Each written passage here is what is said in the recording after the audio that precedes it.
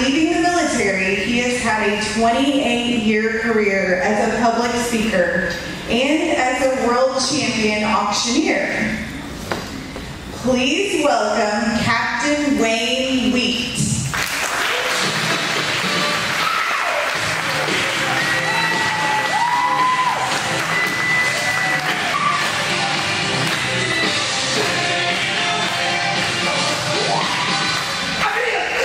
I love that baby.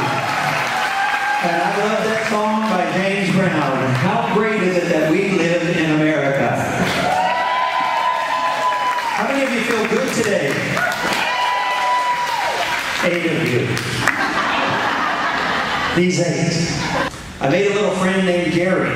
Now Gary taught me the wisdom of waiting till the end of the line. He said, you have to wait longer, but they give you a lot more food. I think the creator of the Popeye cartoon was brilliant. I mean, think about it. How in the world are you going to get a bunch of kids to eat spinach? So, and I also have a suspicion that he might have also been a spinach farmer, because it wouldn't have been bad for business. But I remember that Popeye would have to fight Brutus to protect who? Olive oil. You hear that? The olive oil, the girlfriend's good for you. It picks our kids way up and then drops them to the earth like they're falling from an airplane like a paratrooper. In fact, just to make sure you guys are all listening really close today, every time you hear me say the word sugar, I'm going to ask you to stand up. Because they're putting entirely too much sugar in our good foods.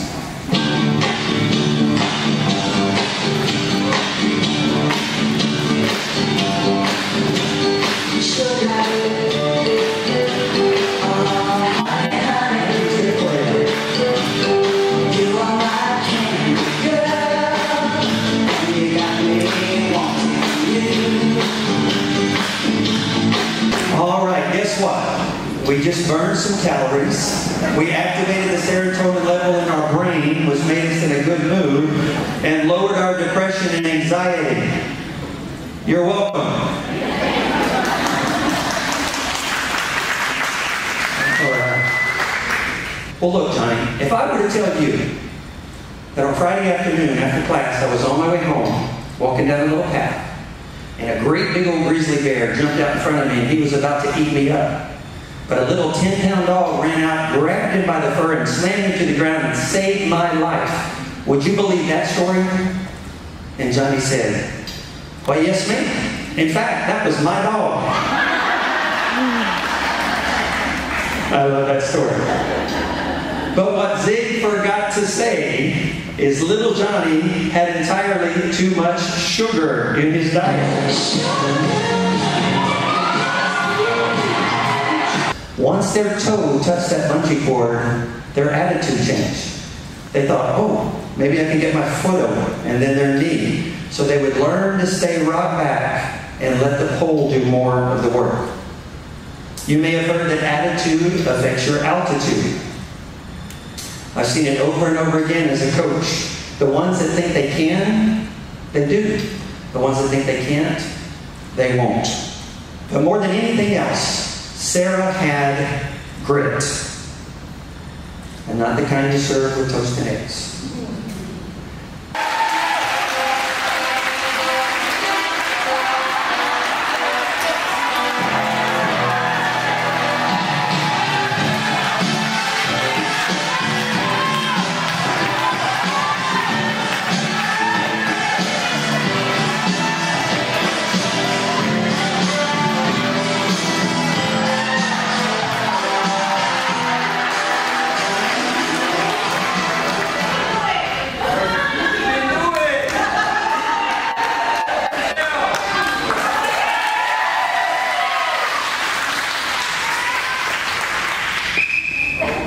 Scary sound, isn't it?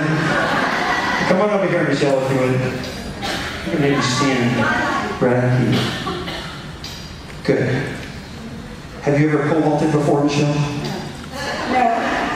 Have you watched pole vaulting? No. Oh, this is going to be fun. It's going to be really fun. All right, so what we're going to do, Michelle, is we're going to take 4 steps.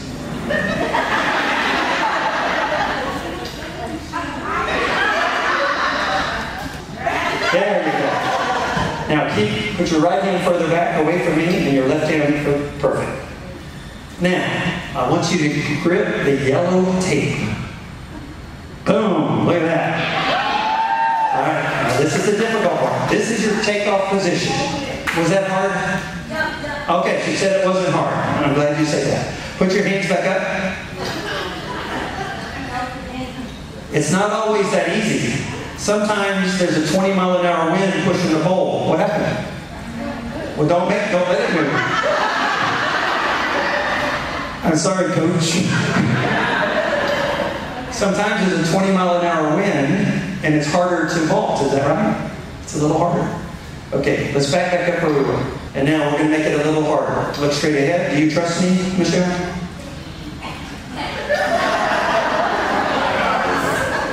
I need you to trust me.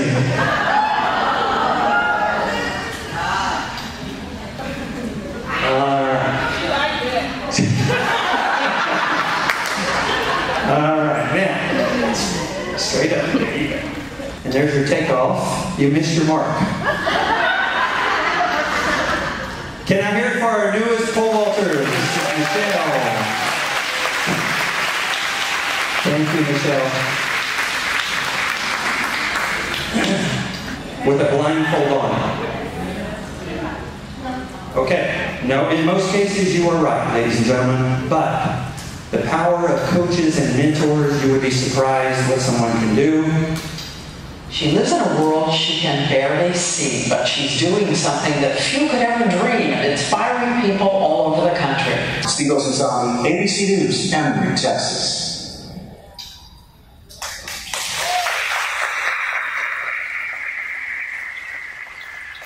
All people struggle with something. And he could tell in his peripheral she was still there. So he would look up every once in a while and just look at her. But finally they made eye contact. And she pointed straight at him and said, "Young man, there's something special about you. You are going to affect millions of people in this world." Wow. What a statement, and this is a true story. Now my question to you is, did these words change his future? Because you heard, whether you think you can or whether you think you can't, you're right. Were these the words of prophecy, or did these words create a desire for greatness within? You'll never know the influence you have on a young person, but either way, we know it had a profound impact on Denzel, because even today, when he speaks to groups about his success, he relates that story. But there was a man that would come to my cell first weekend every month. He'd bring his wife, and he'd bring his 2 daughters. And so I would be up on stage selling. I needed 25. I had to get $30 here. Now I'm about to get a 35, 49, and now I'm 50. And now I'm about to get 55, 1, 65, 75, 1, 75, 55, 85, 85, 90. Now to get a $90 and a half. And while I was doing that, these little girls would be 90, 95, so I'm pretty sure that I am responsible for her rhythm. And this was Beyonce. Her dad was Matthew Knowles, and she went on to be in a group called Destiny's Child. Because listen to this very closely. If they don't respect you, they don't care what you have to say, and they will not listen. So we have to earn that respect and show them a good work attitude. Oh, you guys don't like my wife. Something about the word earn. It said you'll only remember 1 or 2 things that I say here today, but you're always going to remember how it made you feel. I'd like to personally thank you for everything you do for all of our kids and our future generation. Because without you guys, we don't eat.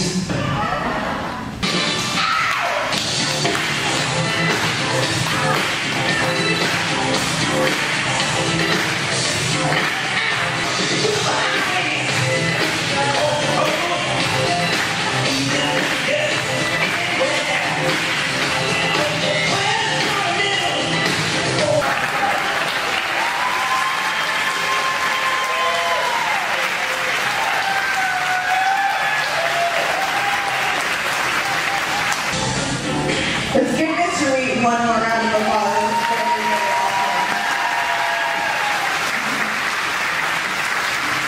We appreciate him coming today and taking on the challenge of speaking to us, which is so awesome.